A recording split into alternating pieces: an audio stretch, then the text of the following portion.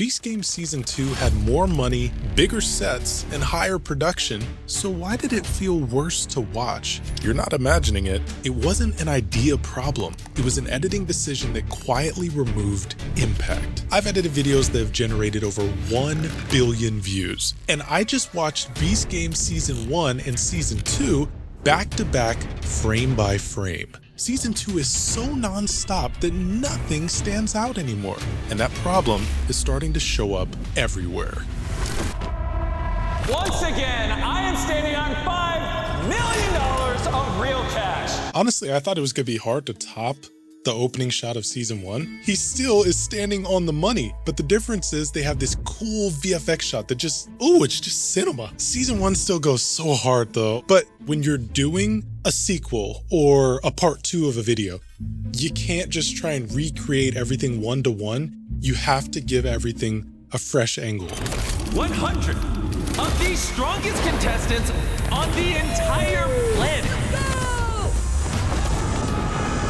The camera movement is not nearly as intense in Season 1. But if you look at this, constant motion blur rotating, it would have had much more impact if we would have just kept the motion for these swirling shots right here, because these really stand out. It's beautiful, but because they're doing so much motion for everything else, it gets watered down. 100 smartest have ever been in Yeah, I can barely follow this, bro. It's so much. That wins Beast Games, because only one of these 200 contestants. What the heck? Why does the set look less good? Look at this, all this cloth and scaffolding and boop blah blah. Compare that to this. This is much more cinematic, and it's so much easier to tell a story with editing when you have good footage. That's crazy. What happened? Did they fire somebody? I'm actually serious. Like, what happened? Because MrBeast always likes to outdo himself. But then we have this.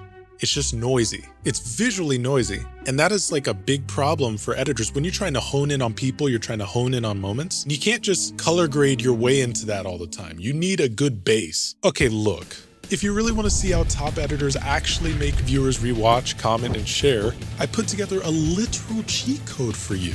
The 12 viral editing secrets. It breaks down real edits I've done and shows the tiny psychology cues that turn normal videos into client magnets. Over 3,000 editors are already using it. The link's in the description, and it's free. I'm Jimmy Donaldson, also known as MrBeast, and this is Beast Games, the biggest competition show in the history of television. That's odd. In Season 1, they cut to Jimmy and all of his friends, but this time it's just Jimmy. And I'm very curious why they did that, because I really liked that specific sequence in Season 1 because it showed this isn't just Jimmy and Jimmy's antics. Nah, we get the whole gang. There's certain things that should change when you're introducing a new season, but there's things that should remain the same. For example, I've been watching a lot of Shark Tank recently, and the more I watch it, the more I realize the editing is brilliant. Every time a guest walks in, the music is the same. When they get the deal, the music is the same. It primes your brain to look forward to those things. Now, in this case, I was actually looking forward to seeing the cutaway to the friends and that sort of thing, but I didn't get it. Now, it's not like, my day is ruined, but at the same time, it's a bit of a friction point where in my head, it adds to the tally of, not quite as good as Season 1. I got 3 kids. I'm here to pay for their colleges, pay off my house, pay off my debt. They're doing the exact same formula they did in Season 1, having all the people's motivations for why they're doing this. Why do they need the money? Why should we care about them as contestants? I'm curious to see if they're going to use the same trick they did last time during this scene. I'm buying a Lambo, buying a house, rest is going straight on black. They did. They did, in fact, break it up with comedy. They're following the same formula because it works so well. Human psychology is unchanged. We're giving away millions of dollars of prizes on top of the $5 million. What in the living hell was that shot? No. Pinch me, I'm dreaming. Oh, Lord, don't take me. Don't take me, Lord. Don't tell me that was real. Bro, that looks like a freaking picture. This is stock photo tier. I will never forget the time that MrBeast took a still image of a guy for his reaction shot. And they tried to make it look like it was a live, oh, roll the clip. You make 10 grand a day. I know you need to get close because up until now, we've kind of been far from the money. There's no way this is the only close-up money shot you have. Come on, bro. It literally would have been better off if you just let this shot play out a little bit longer. See, the thing is, editors will have too much B-roll. And it's kind of a good problem to have because you have more options. But the problem is when you have more options, you have more decisions, which means that there's more chances you're gonna make the wrong decision. This was the wrong one. Ugh. The smart contestants are currently exiting the stage. Because for this first game... Let me run that back a bit. Because for this first game... Yeah, whatever. I'm not even gonna acknowledge it. At this point, it's MrBeast brand to just... It drives me freaking insane. Most of you seem pretty confident. But let's see how long that lasts. Dude, this looks so dead. As the editor, you are intertwined with the cinematographer, with the camera guy. You're like this. So when the camera work suffers, you suffer. I don't call it out in terms of, oh, this doesn't look as pretty. I'm thinking from the perspective of this doesn't have nearly as much impact on the audience's psychology. Send us up! Wait, am I a loser? Hold on. Are they about to send him to a better set? Oh, wait a minute. This is about to be cinema. Hold on, I'm a loser. I was talking so much mess, I'm sorry. I take it back, I take it back, I take it back.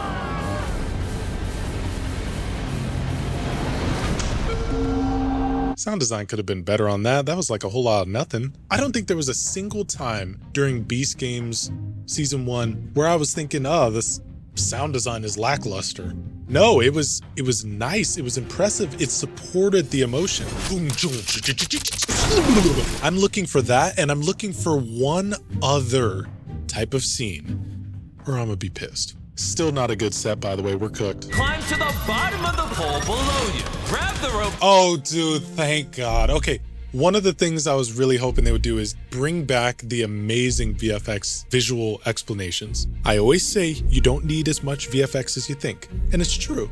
The amount of VFX you think you need, probably a bit less. But with challenges like this, you sort of need some sort of visual aid because you want every audience, the mass audience, to understand it. Otherwise, they're not going to feel tension while they watch. So I'm just so glad those made a return. And they're just cool.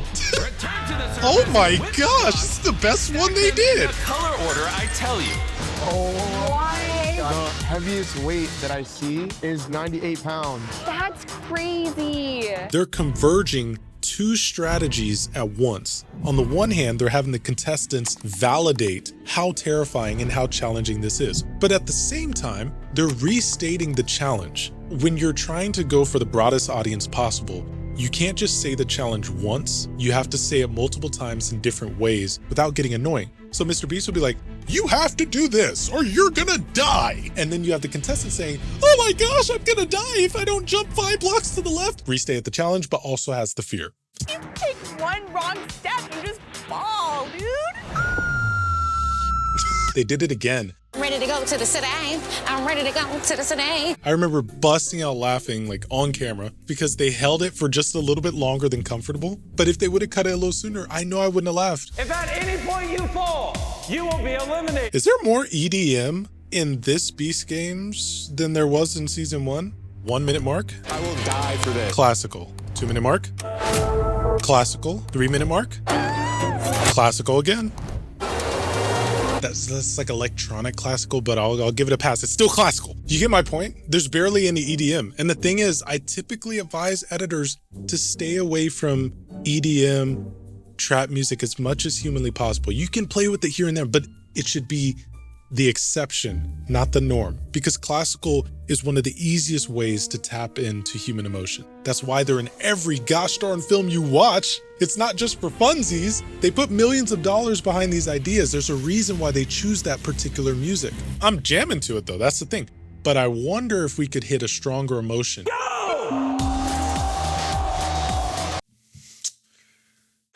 Y'all kept playing the same track, bruh. That is the moment to switch to a new track. It's a good song. That's the crazy part. It's a good song and I want it gone.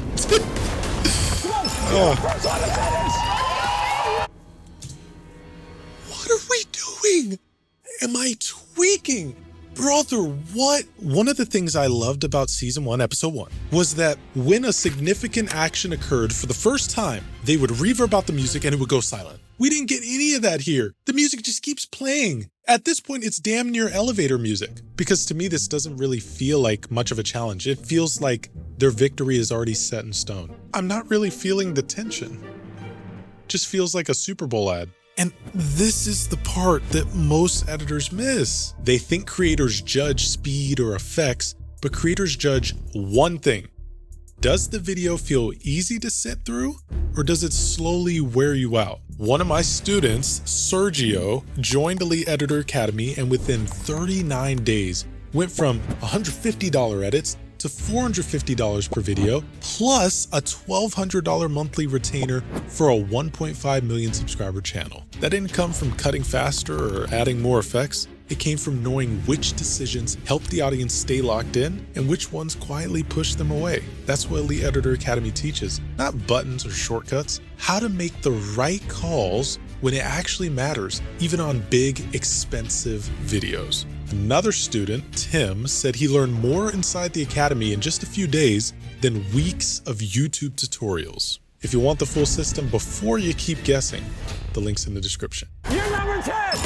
Bro, I was trying to hold both sides of the rope. They did something better in season 2 than they did in season 1. Look at this. They're not just putting the names, they're putting their descriptions. So it's almost like you get a micro summary of their life story and why you should care about them just with their name tag. And I think that's brilliant. It makes me pick certain characters like, oh, that guy's interesting. Oh, that guy's interesting. A simple name can't do that for you. NY court officer, like, what does that even mean? That's cool. Because all it takes is for someone else to also be a court officer to see that guy's name tag and be like, oh my gosh, all of a sudden I love JT. Those whose bodies had already broken.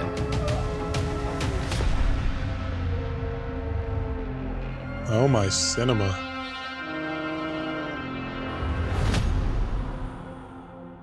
Okay, you know what? I'll count that. I was hoping to God they would have a scene similar to this one.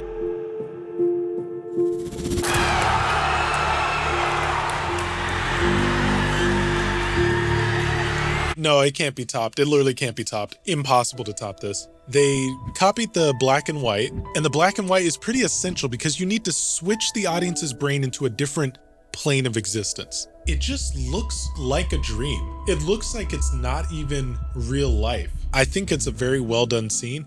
The only reason it doesn't hit as much is because this scene right here, it feels like it's acknowledging, wow, look at the human condition. Look at these money-hungry people that are willing to do anything, even if it includes hurting their friends. Whereas these are just people trying to hold on. It's a weaker emotion. The only thing that really took me out of it, which kind of pissed me off, was they had this pitch down like,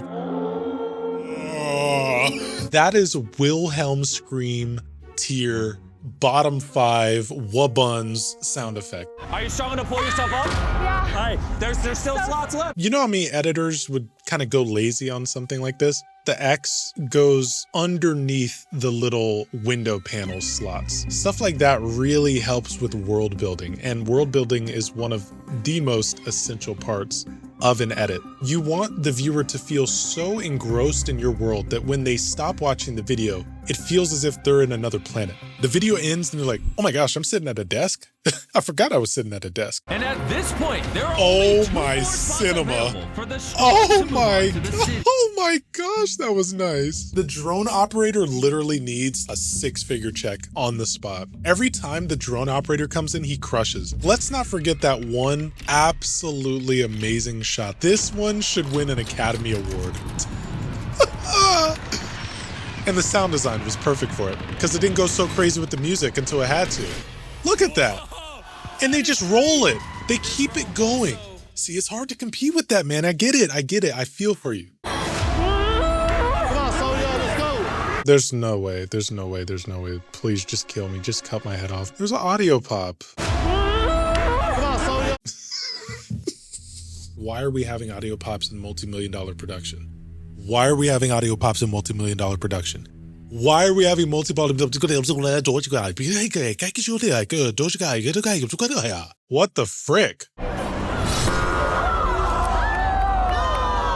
guys are kidding me. I don't care about anyone here. And I feel like season 1 made me care. There's no particular person that I'm really latching onto at all. They've been climbing I don't want to go home. for over 20 minutes. Really? Because it didn't feel like that. When the editing is so fast, it makes it difficult to feel the passage of time. If you just would have had a little crossfade sequence while still maintaining the energy, which you can do, it signals the passage of time in a way that hard cuts simply cannot match.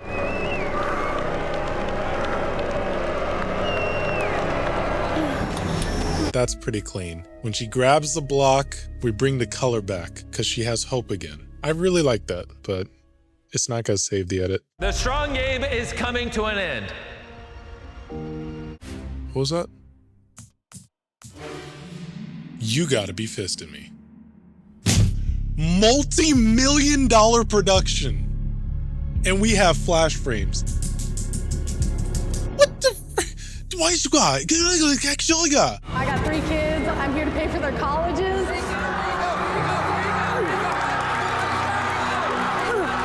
The only reason I'm rooting for her is because they cut to that one shot of her saying she's trying to pay for her kids' college. It's crazy how just a quick cutaway assigning meaning to a person or reminding you of what they said is all it takes. Queue up on main stage.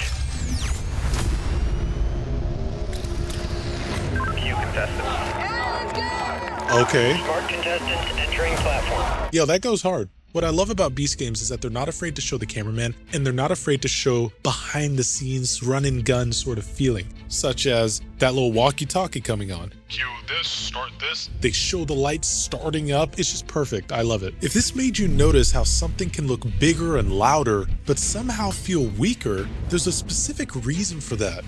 It's the transition almost no editor talks about. The moment creators start judging your work differently and videos stop feeling exhausting to watch. It's the same shift that took me from $200 edits to 6 figures a year. And you can watch that video here.